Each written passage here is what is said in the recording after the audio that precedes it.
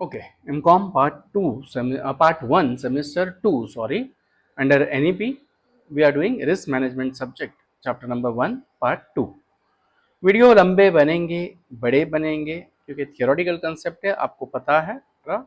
और जब हमने पढ़ाई नहीं की है अब तक तो करनी पड़ेगी, और 11th आर पढ़ाई में यही होता है। पहले से बोल देते तो छोटे छोटे वीडियो बना के रखता है ना, अभी देख पाते, मतलब पहले भी देख पाते और अभी भी देख पाते, लेकिन अब नो ऑप्शन। या so bear with me for your risk, this is a risk, बराबर है। तो definition and meaning of risk, enterprise risk management, ERM। तो एंटरप्राइज, एंटरप्राइज बोले तो ऑर्गेनाइजेशन, बिजनेस ऑर्गेनाइजेशन, उसमें रिस्क होते हैं, यस बहुत सारे रिस्क होते हैं, फाइनेंशियल है, स्ट्रेटेजिक है, बड़ा मतलब ऑपरेशनल है, अनसर्टेनिटीज है, बड़ा बहुत सारे हम लोगों ने टाइप्स ऑफ रिस्क ऑलरेडी देख चुके हैं। तो उसको मैनेज करना is nothing but ERM। Personal level के रिस्क मैंने आपको बता दिया, बराबर है, चप्पल या हाँ, करेक्ट। लेकिन एंटरप्रेन्योर्स रिस्क में बहुत सारी अलग अलग टाइप ऑफ रिस्क है, करेक्ट। तो उसी को मैनेज करने के लिए हम जो स्ट्रेटेजीज अपनाते हैं वो इस पार्ट में सीखेंगे। सो chapter number 1 is very easy, nothing much as such कि what is risk management and at various levels how to do things, correct। तो enterprise risk management overview, ERM का overview क्या बोल रहा है? ERM is a comprehensive strategy designed to handle and mitigate various risks within an organization, बराबर है। बाहर के रिस्क आप क्यों संभालोगे, अंदर अपने को क्या रिस्क है वो देखना है। This risk can encompass a wide range of factors, including internal issues like equipment failures and external changes such as natural disaster or regulatory changes, बराबर। Rules and regulation he change हो गए, अगर political leaders ही change हो गए, उनकी policy ही change हो गई तो होगा, बराबर। The primary goal of ERM is to safeguard the organisation values interest spanning from employee wellbeing to financial stability, बराबर है। हमारे मजदूरों का भी भला हो और हमारा फाइनेंस स्टेबिलिटी बना रहे, प्रॉफिटेबिलिटी हमारी बनी रहे, बराबर। उसके लिए जो आप स्ट्रेटेजीज अपनाते हो, जो आप एक्शन प्लान एडॉप्ट करते हो, that is what ERM is, okay. Key features of ERM: ERM provides a structured framework of principles and procedures that enables organizations to identify, assess, and manage potential risk effectively. It goes beyond merely minimizing harm, aiming to capitalize an opportunity that enhance overall business performance. Right? Effective risk management is crucial for ensuring business continuity. Business ठप हो सकता है, तो वो नहीं होना चाहिए, business continuously चलना चाहिए, इसके लिए ERM जरूरी है and is closely tied to business community management, BCM, a process that helps business anticipate what the and plan for potential threats that ensuring commitments to customer, suppliers and employees even in adverse condition।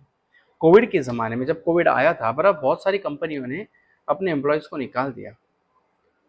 Ratan Tata sir जो थे उन्होंने बोला, removing the employees from the company in such critical situation is not an option, you need to develop employment. आप अलग अलग plan सोचो, अपने मजदूरों को काम से निकाल देना सही नहीं है, क्योंकि देखो दुनिया ठप पड़ी थी, उसमें अगर आपको नौकरी चली जाए, आपका जॉब ही चला जाए, तो घर कैसे संभालोगे। So he was the one who initiated कि नहीं, जॉब से निकालना सही नहीं है, अपने एम्प्लॉयज़ का जॉब बनाए रखो, उनको आप फाइनेंशियल असिस्टेंस हो, क्योंकि उन्होंने अपनी ज़िंदगी के साल आपको दिए हुए हैं, आपने इतना प्रॉफिट कमाया है वो उनकी मेहनत से, तो इस डिफिकल्ट सिचुएशन में उनको संभालना आपका फर्ज है। तब बहुत सारे ले ऑफ रुक गए थे, ओके। सो बिजनेस कम्युनिटी मैनेजमेंट ये है, अकेले ने रिस्क तो संभाले, वो बोलते छोड़ना यार, जिनको निकालना निकाला, मैं तो उन लोगों को एब्जॉर्ब कर लूंगा और मेरा मार्केट बढ़ाऊंगा। ऐसा हुआ क्या? नहीं, उन्होंने बिजनेस को संभाला, कम्युनिटी को संभाला, पूरे समाज को और देश को स्टेबल बनाने की कोशिश की। 1500 करोड़ तो PM केयर फंड में दे दिया सबसे पहले मार्च के एंडिंग में, और PM केयर फंड को RTI से बाहर निकाला गया, आज तक उसका हिसाब मिला नहीं है देश की जनता को, okay. Contemporary perspective on ERM पे आपको कौन से एंगल से देखना है, बराबर। A modern approach of ERM emphasizes increasing the likelihood of achieving organization objective rather than merely listing potential issues, right? It fosters a risk aware culture within the organisation. हमें ये risk पता है और ऐसी situation में क्या करना है हमें वो जान के रखना है। एम्पावरिंग द एम्प्लॉयज, आपने ये मजदूरों को, आपके एम्प्लॉयज को भी मोटिवेटेड रखो कि अगर ये हुआ तो ये करना है। Train them, make them able to face the challenges and risk, to make informed decision and take actions aligned with the broader business goals. right? Mission of ERM क्यों है ये? Obviously face the challenges. The mission of ERM is not just about protecting asset but about creating a continuous and unified approach to risk management. बराबर है? The goal is to have system that is always operational, well coordinated and aligned with the dynamic needs of the business.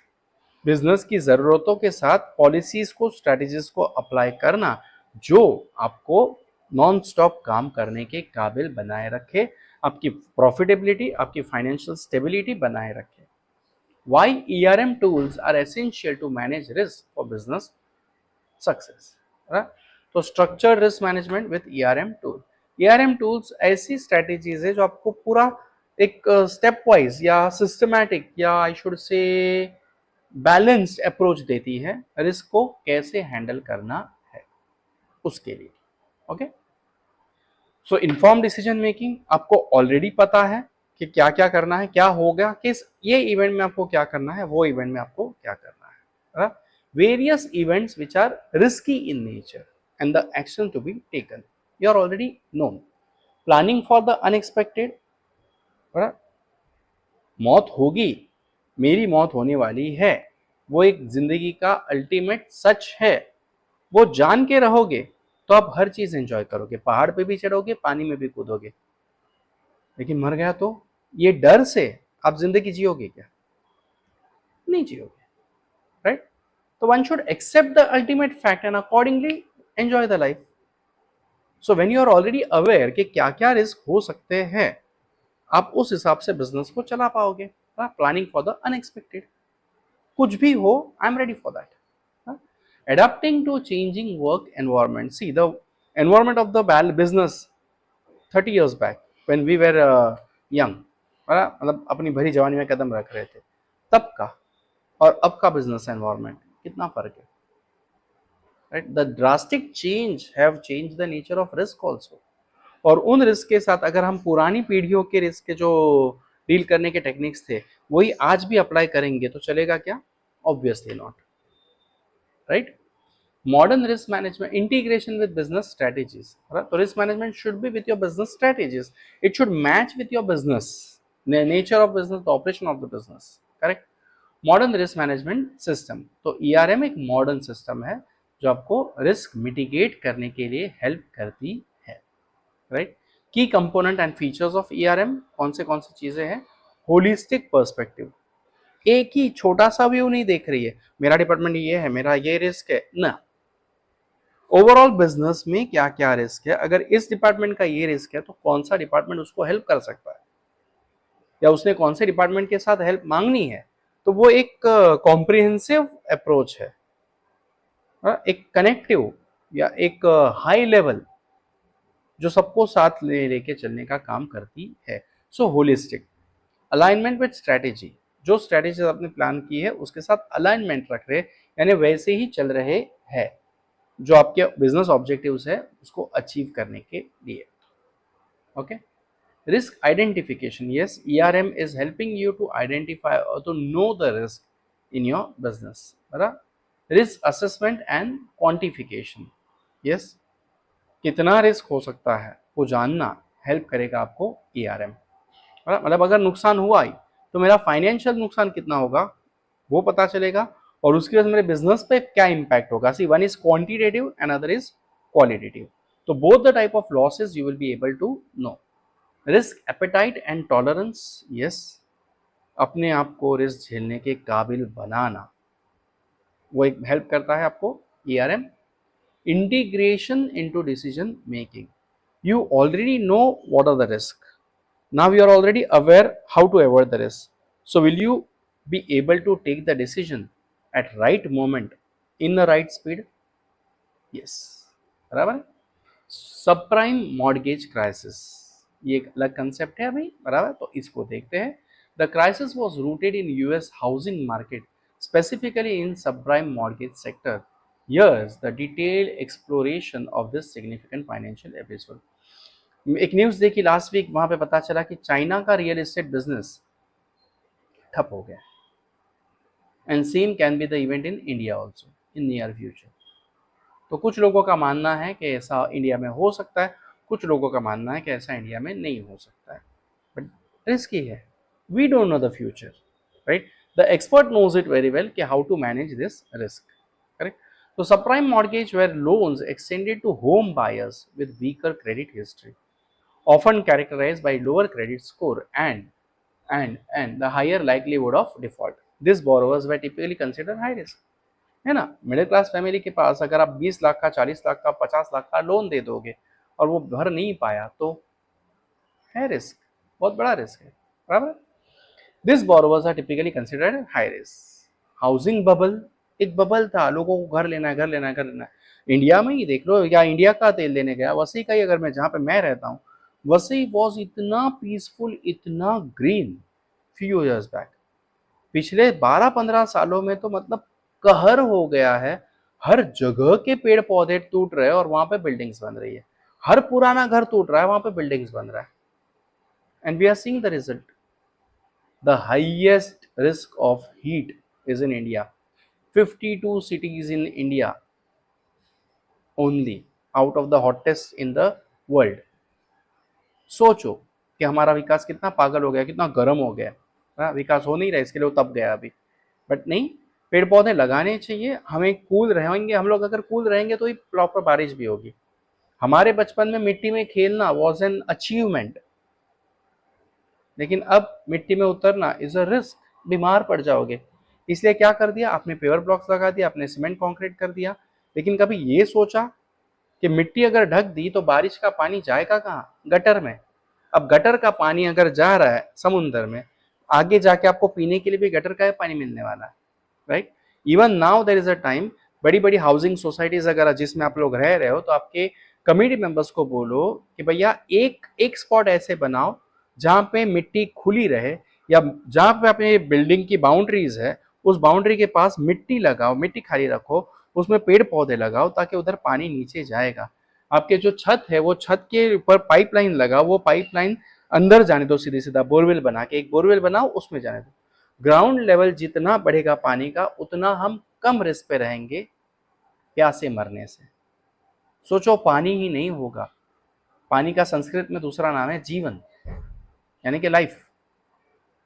रहेगी क्या, नहीं रहेगी, right. So it's high time now to take precautionary measures for percolating water in the ground, preventing the rain water या rain water harvesting की बहुत जरूरत है, right. So housing bubble आ गया था यूनाइटेड स्टेट्स में फ्यू इयर्स बैक, कम इंटरेस्ट पे लोन दिया दिया दिया, अल्टीमेटली डुब, बैंक रिस्क पे आ गई, बड़ा। Rise of mortgage backed securities MBS and collateralised डेब्ट ऑब्लिगेशन, बड़ा। सिक्योरिटाइजेशन क्या है, आप गिरवी रखते हो लोगों को क्या, माँ कसम सॉरी, प्रॉपर्टीज को, okay. To capitalize on the booming housing market, financial institutions bundled group of mortgage into complex financial instruments known as mortgage-backed securities. Okay. These MBAs were then sold to investors. CDOs, that is collateral debt obligations, were created by further bundling MBS and other debt instruments. These were often structured into tranches with varying level of risk and returns.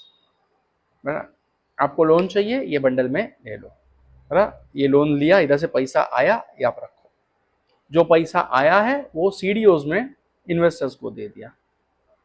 अब यहाँ से पैसा आएगा ही नहीं, interest ही नहीं आएगा, उधर से इंटरेस्ट कैसे देंगे, लोचा ही लोचा है ना पूरा। भैया इधर से मिलने वाला था तो इधर क्या देंगे, इधर का मिलने वाला ही नहीं आया तो उधर का देने वाला कैसे देंगे। So this are the risk. तो रिस्क मैनेजमेंट क्या करेंगे, lack of due diligence. The increasing demand for mortgage-backed securities led to relaxation in lending standards. Lenders often approved loans without adequate documentation or verification of borrowers' ability to repay. देखो आपके पास भी ये हो रहा है ना, मुझे रोज के 50 मैसेज आ रहे हैं, Piyush Rana eligible for free loan या फ्री क्रेडिट कार्ड या लोन विदाउट प्रोसेसिंग। क्यों दे रहे हैं ये लोग लोन आपको? मुंह देख के कोई भी लोन दे रहा है क्या? नहीं। और अगर एश्योरेंस ही नहीं है कि इसके पास से पैसा आने वाला है तो फंसेगा कौन अल्टीमेटली? वो बैंक्स या वो फाइनेंशियल इंस्टीट्यूशंस जो आपको ऐसे ही लोन दे रहा है without verification, without documentation, minimum या minimal documentation and zero processing fees, take 15 lakhs। मुझे मैसेज आ रहा है।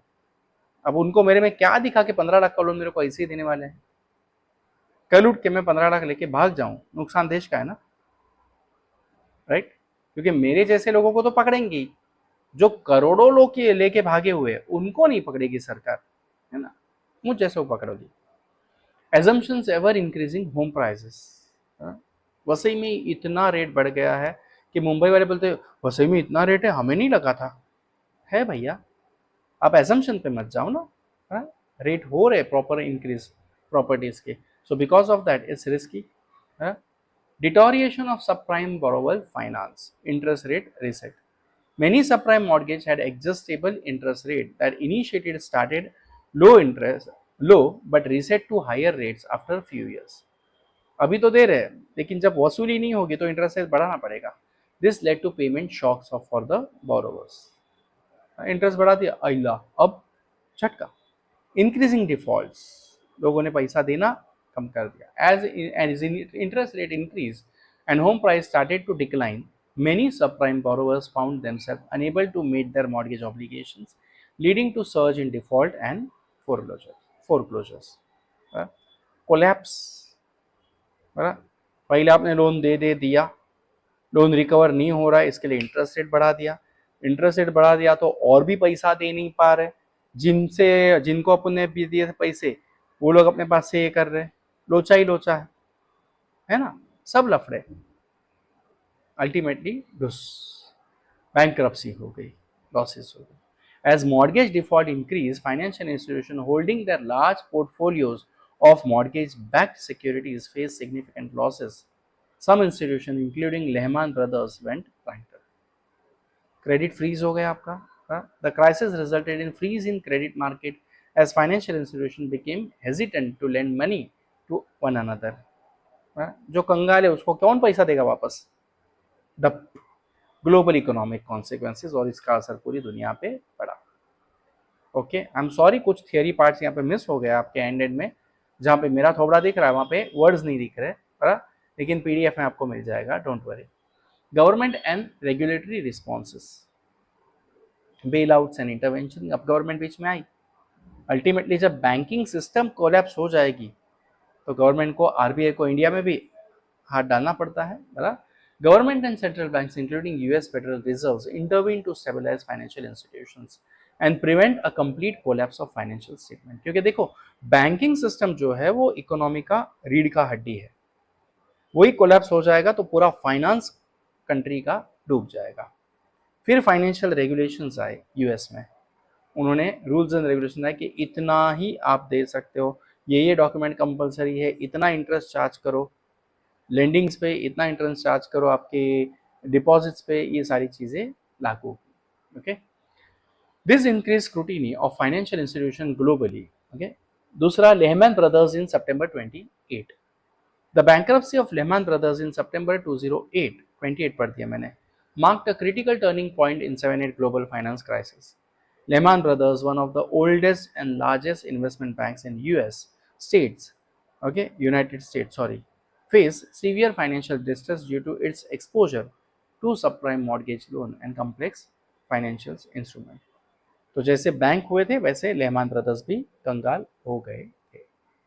लेहमान ब्रदर बहुत बड़ी कंपनी थी, ये आपको केस स्टडी के लिए पूछ सकते हैं, तो इतना सब कुछ पढ़ने से अच्छा है गूगल मार लेना। ओके, लेहमान ब्रदर्स, आपको जो उधर से मिल जाएगा वो ध्यान रखना, अगर केस स्टडी में आ गया तो you can answer it. Okay, उनका क्या क्या हुआ था ये पूरी चीज यहाँ पे है। Okay, risk management failure, AIG bail out, ये और एक केस स्टडी उन्होंने दी हुई है, तो you can read it, you can go through it, Google मार लेना, ये ज़्यादा अच्छा पड़ जाएगा।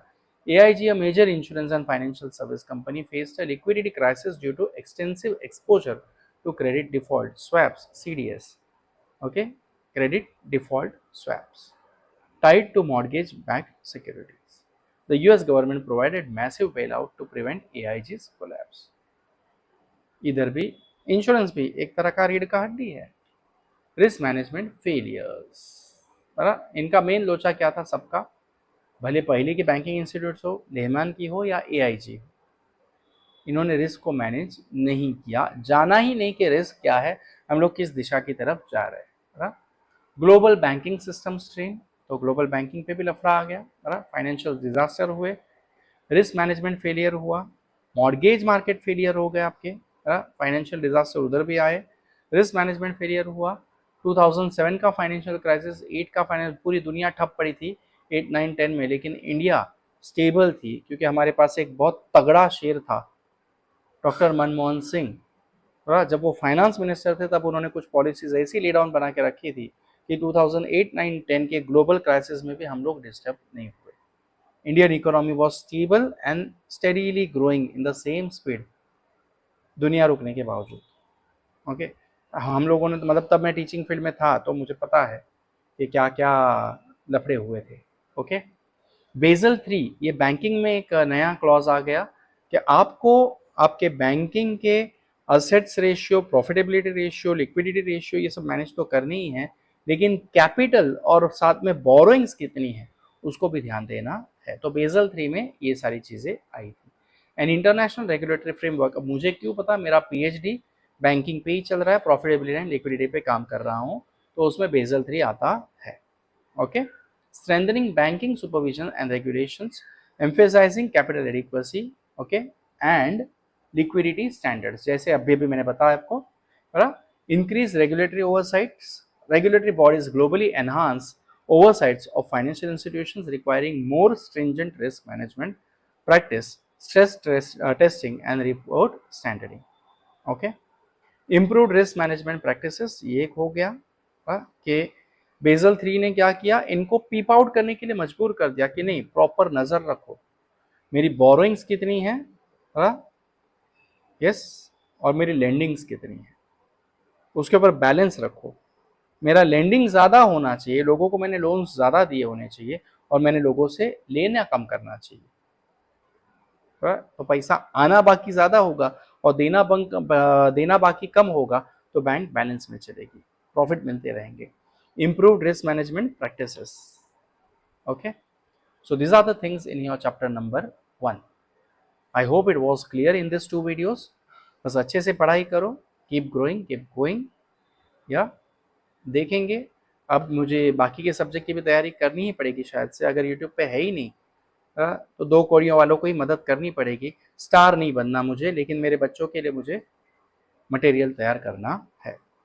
Bye, study well. ओके.